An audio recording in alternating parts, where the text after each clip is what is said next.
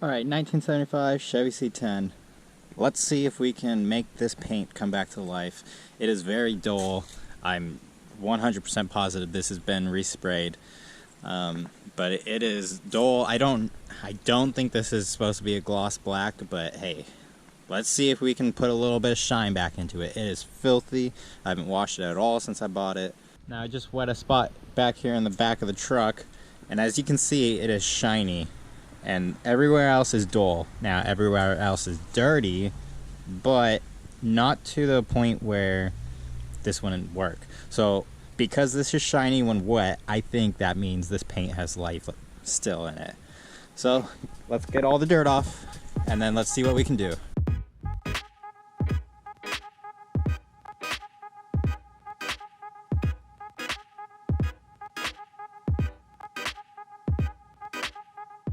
Once you start detailing a car, you really get to learn it, and especially exterior wise stuff. So now it's drying up.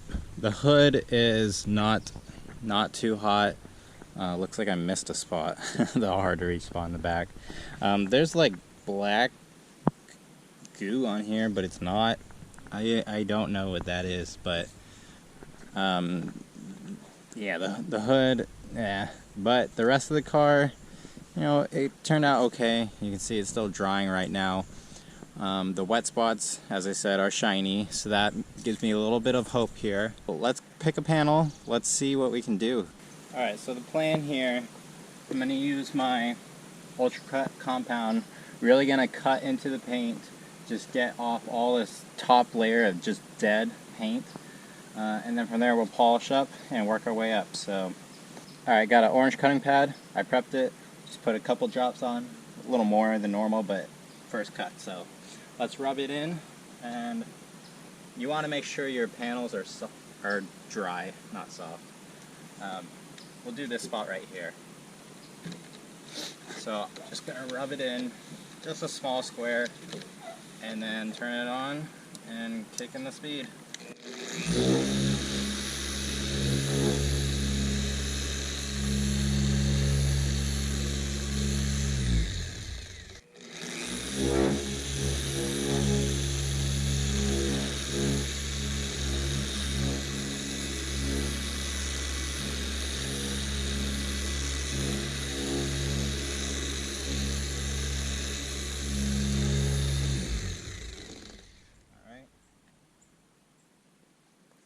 Caked my pad, so this might be single stage, which if it is single stage, loves to shine back up, which would be incredible.